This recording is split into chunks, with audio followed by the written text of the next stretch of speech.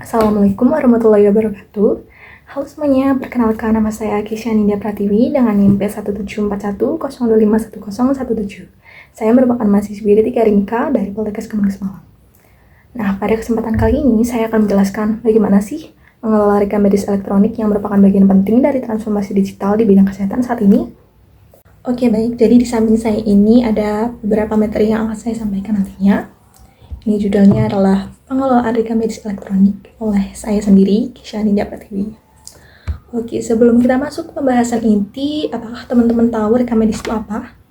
Oke, baik. Jadi sebelumnya, untuk rekam medis sendiri itu merupakan sekumpulan berkas yang berisikan catatan dan dokumen tentang identitas pasien, pemeriksaan, pengobatan, tindakan, dan seluruh pelayanan lain yang telah diberikan kepada pasien. Jadi, ketika ada pasien yang berobat ke rumah sakit maupun fasilitas kesehatan lainnya, baik rawat jalan maupun rawat inap, segala tindakan pemeriksaan yang dilakukan kepada pasiennya itu sangat wajib dicatat di dalam rekam medis itu.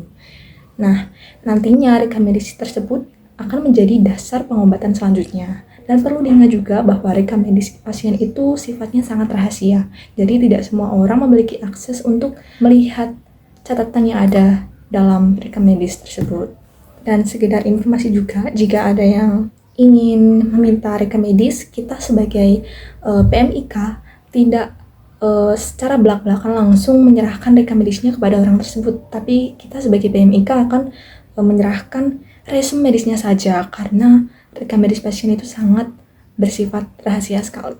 Sebagai baik selanjutnya adalah beberapa fungsi yang dimiliki oleh rekam medis, yaitu yang pertama adalah sebagai alat dokumentasi yang ini berkaitan dengan proses pencatatan atau pemeliharaan kesehatan pasien. Jadi ketika ada peningkatan kesehatan maupun penurunan kesehatan pasien, itu nanti akan didokumentasikan atau dicatat di dalam rekam medis tersebut. Kemudian yang kedua, sebagai alat bukti hukum. Nah, alat bukti hukum ini akan digunakan ketika terjadi sengketa medis. Kemudian yang ketiga, rekam medis memiliki fungsi sebagai dasar pembiayaan pelayanan kesehatan. Hal ini akan dipergunakan ketika ingin mengklaim BPJS. Selain klaim BPJS sendiri, coding juga sangat berpengaruh dalam pembiayaan pelayanan kesehatan. Jadi semisal kita sebagai coder melakukan upcoding maupun downcoding, itu sangat berpengaruh sekali dalam pembiayaan pelayanan kesehatan. Seperti itu. Dan yang terakhir di sini, rekam medis merupakan berfungsi sebagai sumber data untuk pendidikan, penelitian, dan statistik. Hal ini biasanya rekam medis itu dijadikan mahasiswa untuk pembelajaran kasus. Seperti contoh, saya mahasiswi D3 Rimika Poltekkes Kementerian Malang belajar dengan berkas rekam medis pasien asli, namun pihak kampus menyamarkan identitas pasien yang memiliki berkas rekam medis tersebut. Jadi kita sebagai mahasiswa tidak tahu siapa yang memiliki berkas rekam medis tersebut. Seperti itu. Lalu kemudian untuk RME sendiri itu seperti apa?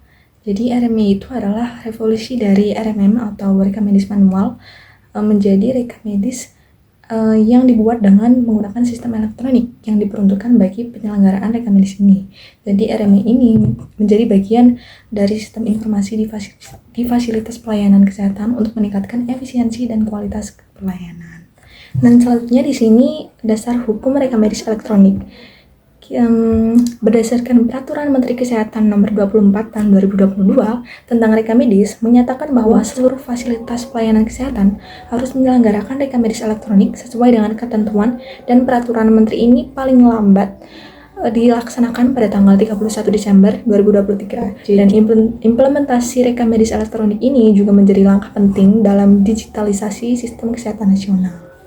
Nah, sekarang kita sudah sampai pada inti yang akan kita bahas, yaitu bagaimana cara mengelola rekam medis elektronik.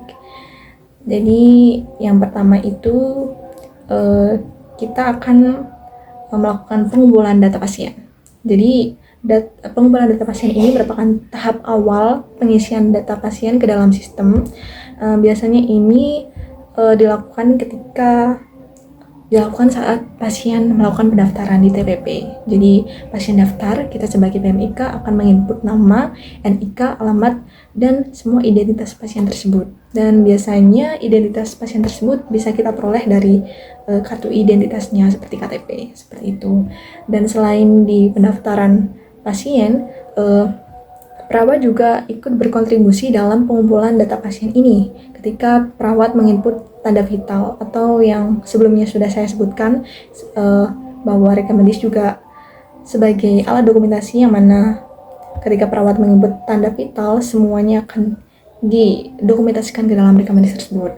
Selain perawat, dokter juga ikut berkontribusi juga untuk waktu menginput hasil pemeriksaan seperti hasil pemeriksaan penunjang laboratorium maupun radiologi ataupun yang seluruh pelayanan yang sudah diberikan kepada pasien, seperti itu.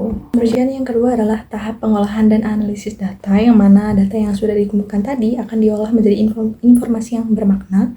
Sebagai contoh dalam penentuan kode diagnosis penyakit maupun kode tindakan medis. Kemudian yang ketiga adalah tahap penyimpanan elektronik, yang mana data akan disimpan dalam sistem elektronik.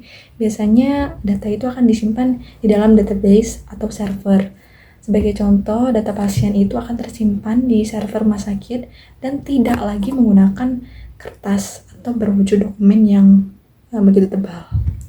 Dan yang keempat adalah tahap penyajian informasi. Jadi data akan ditampilkan dan dibagikan kepada pihak yang berwenang saat dibutuhkan. Yang kelima adalah tahap pengamanan data, yaitu di mana data akan dilindungi agar tidak bocor atau disalahgunakan.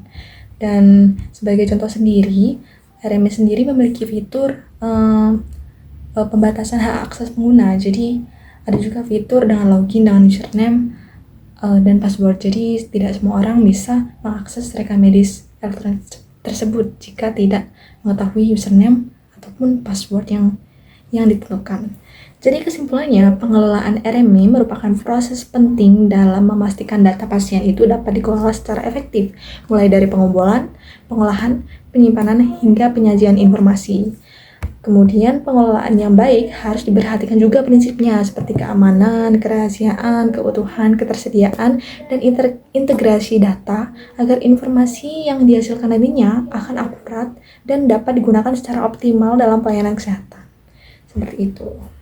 Nah, mungkin itu saja penjelasan dari saya mengenai pengelolaan rekam medis elektronik saat ini. Semoga materi yang saya sampaikan tadi dapat bermanfaat dan menambah wawasan bagi kita semua. Saya ucapkan terima kasih dan mohon maaf jika ada kekurangan dalam penyampaian materi.